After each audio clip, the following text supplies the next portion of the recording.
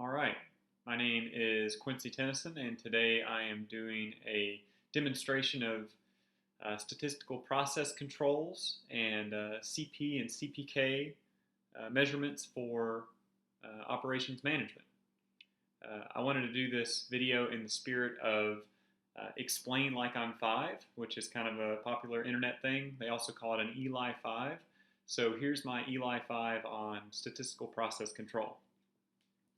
Let me adjust my camera real quick. All right, as you can see, this is the dinosaur Play-Doh factory, and we have our two workers here. I can't remember the name of these dinosaurs, but we're just going to call them Hammertail and Scalyback.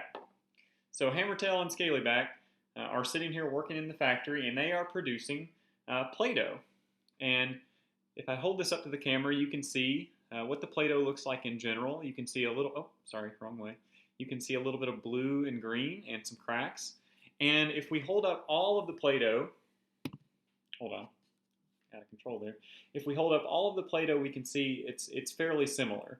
And this is what we would call natural variation, meaning that if we look at the process as a whole, most of the Play-Doh we're making falls within these constraints, or falls within the acceptable limits of what a ball of Play-Doh should look like. It should be slightly cracked. It should have a mixture of blue and green.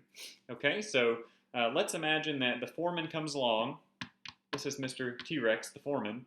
He comes along and says, okay, Hammertail and Scalyback, it is time to start your workday.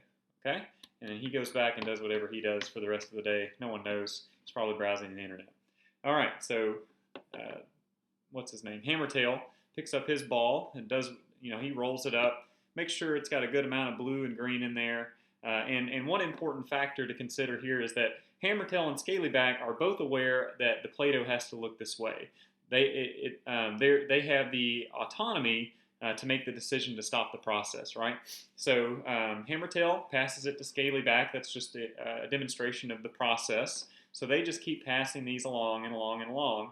And eventually they're going to end up at like a distribution center or some kind of QA. And that's where Mr. Stegosaurus comes along. And Stegosaurus says, oh, these look like good Play-Doh balls, and I'm going to deliver these to the customer. So he's going to scoot along here, and Stegosaurus is going to take that Play-Doh to the customer. And this just continues. These continue to move through the process. And Hammertail, and Scalyback are just making their, they're making their decisions on what is a good Play-Doh ball. So all of these get delivered to the customer, so on and so forth. So let's say, Scalyback, he's having a bad day. And so Scalyback says, I'm going to take the day off because I'm sick, there's a meteor coming, I'm very depressed, all that kind of stuff. And the foreman brings in the first ball, and Hammertail says, oh, that's a good looking ball. So he passes that along. He sends that on over to Stegosaurus there. Jesus, Stegosaurus, do your job. Okay, and oh my gosh, okay, seriously. And then Hammertail is like, all right, where's my next ball? And all of a sudden, here comes this ball. Now, what's different about this one?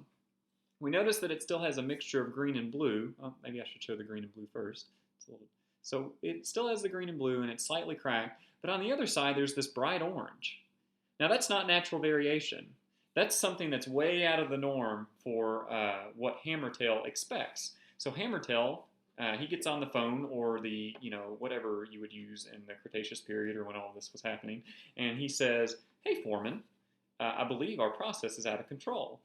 Now, if this was the only ball that was like that day, then it's not a big deal. We can assume there's thousands and thousands of green and blue cracked Play-Doh balls that would keep coming. This is just one strange variation. This is one that's outside of the control limits. We would not send that to the customer, and QA, Stegosaurus, would say, get that out of here, right? Now, another part of this process is if a customer comes and says, hey, I want an order of 1 million green and blue slightly cracked Play-Doh balls, and I need them by tomorrow.